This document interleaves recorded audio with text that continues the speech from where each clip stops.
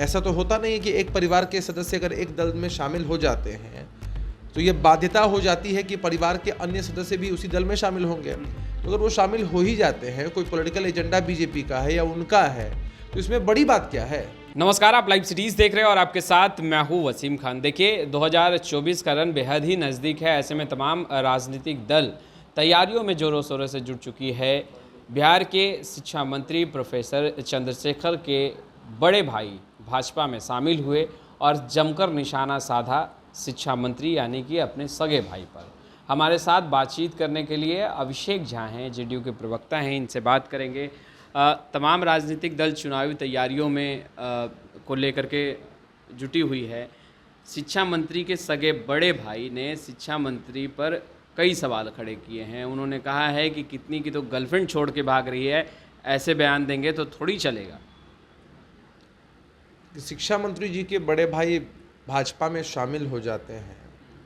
लोकतंत्र में तो किसी को भी आज़ादी है किसी भी दल में शामिल होने का, किसी भी धर्म में आस्था रखने का, किसी भी आइडियोलॉजी के हिसाब से अपने सार्वजनिक और सामाजिक जीवन को जीने का। ऐसा तो होता नहीं है कि एक परिवार के सदस्य अगर एक दल में शामिल हो जाते हैं तो ये बाध्यता हो जाती है कि परिवार के अन्य सदस्य भी उसी दल में शामिल होंगे। तो अगर वो शामिल हो ही जाते हैं, कोई पॉलिटिकल एजेंडा बीजेपी का है या उनका है, तो इसमें बड़ी बात क्या है। हमें लगता है कि ऐसे मुद्दों को तवज्जो देने की आवश्यकता ही नहीं है।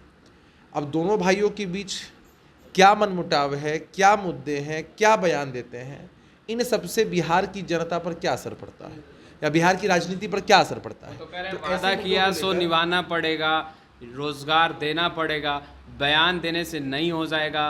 और बिहार में तमाम जो छात्र हैं वो प्रतिभावान हैं, हर क्षेत्र में वो कुशल हैं, वो काम नहीं, ये सर्टिफिकेट किसी से लेने की ज़रूरत नहीं है। बिहार के अभ्यर्थियों को, बिहार के जो अभ्यर्थी हैं उन्होंने अपनी मेधा और प्रतिभा का डंका पूरे देश ही नहीं है तो पूरे विश्व में बजाया है। जितनी प्रतिष्ठित परीक्षाएं आप देश में देख लीजिए, चाहे यूपीएससी हो या स्टेट पीएससीज हो, नीट हो या फिर इंजीनियरिंग की परीक्षा हो, प्रवेश परीक्षा है, उस सब में बिहार के विद्यार्थी अपना परचम लहराते हैं। अब भाजपा में शामिल होकर किसी व्यक्ति से आप क्या उम्मीद कर सकते हैं। उनकी शब्दावली या उनका एजेंडा वही होगा जो पार्टी का एजेंडा है। सुशील कुमार मोदी ने जो बयान दिया है, कैसे उस बयान को देख रहे हैं कि एक पार्टी का कार्यकर्ता ही काफ़ी होगा जेडीयू के राष्ट्रीय अध्यक्ष लल्लन सिंह के लिए। देखिए, सुशील कुमार मोदी जी ने बयान दिया है कि हमारी पार्टी का साधारण कार्यकर्ता। हमारा सवाल है सुशील कुमार मोदी जी से, जरा बाइफर्केशन बता दें कि उनकी पार्टी में खास और आम का क्या अंतर है। कौन से कार्यकर्ता, कौन से नेता खास है और कौन से नेता कार्यकर्ता आम है। सुशील कुमार मोदी जी खुद क्या हैं, खास हैं कि आम है। और सुशील कुमार मोदी जी की तो स्थिति भारतीय जनता पार्टी ने ना आम रहने दी है ना खास, कहीं ना कहीं राजनीतिक चटनी बना दी है। अभी ये राज्यसभा का कार्यकाल खत्म होगा तब उनकी स्थिति क्या होगी हम नहीं जानते हैं। और सुशील कुमार मोदी जी में हिम्मत है तो वही क्यों नहीं चैलेंज स्वीकार लेते हैं। और ललन सिंह जी का इतना बड़ा फोबिया क्यों है भारतीय जनता पार्टी के नेताओं कार्यकर्ताओं में। अमित शाह जी हों या पार्टी के कोई भी नेता हों, सबके मन के अंदर ललन जी का फोबिया व्याप्त हो चुका है। तो ललन जी के फोबिये से आज़ादी इनको कैसे मिलेगी ये तो इनको सोचना है ना। और हमने तो साफ तौर पर कह दिया है कि भाई मुंगेर में आकर हुंकार भर रहे थे तो गृह मंत्री जी ही चुनाव लड़ रहे हैं। दूध का दूध और पानी का पानी हो जाएगा, मालूम चल जाएगा किसमें कितनी क्षमता है और जनता में किनकी कितनी स्वीकार्यता है। तो सुशील कुमार मोदी जी अनर्गल बयान इसलिए देते हैं जो कि डिफेंड नहीं करेंगे, इस तरह से हमारे राष्ट्रीय अध्यक्ष को अटैक नहीं करेंगे। तो बीजेपी में जो बची खुची प्रासंगिकता है वो भी समाप्त हो जाएगी।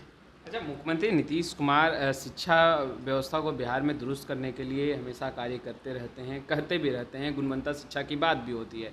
मगर जो छात्र, जो अभ्यर्थी सड़क पर हैं, वो उन छात्र अभ्यर्थियों को क्या कहेंगे, क्योंकि कहीं ना कहीं सरकार से असंतुष्ट दिखाई दे रहे हैं वो अभ्यर्थी। देखिए, विभाग ने तो अपना स्टैंड स्पष्ट किया है इस मामले पर, और बिहार सरकार ने जो नियमों में संशोधन किया है शिक्षक बहाली को लेकर वो सबके हितों को ध्यान में रखते हुए किया है। इस बात का पूरा अंदेशा था, आशंका भी है कि अगर सिर्फ बिहार के नागरिक इसमें सम्मिलित होते तो हो सकता था कोई व्यक्ति न्यायालय चले जाते और पूरी की पूरी प्रक्रिया पर ही ग्रहण लग जाता। पहले से ही 6 मामले लंबित हैं न्यायालय के अंदर। तो भारत के हर एक नागरिक को पीएससी की परीक्षा में सम्मिलित होने का अधिकार मिलता है। ये तो उनके हितों को ध्यान में रखते हुए है। और बिहार की सरकार चाहती है कि ससमय गुणवत्तापूर्ण शिक्षक जो गुणवत्तापूर्ण शिक्षा दे सके वैसे शिक्षकों की बहाली हो जाए। अब विपक्ष के लोग उनको बरगलाने की कोशिश कर रहे हैं, तो हमारी तो अपील रहती है कि शिक्षक अभ्यर्थी बिहार की पूंजी है और वो धैर्य रखें। सरकार उनके लिए यही काम कर रही है, उन्हें अपनी मेधा अपनी प्रतिभा पर पूरा भरोसा होना चाहिए। क्या लग रहा है जज की तरफ से भड़काया जा रहा है?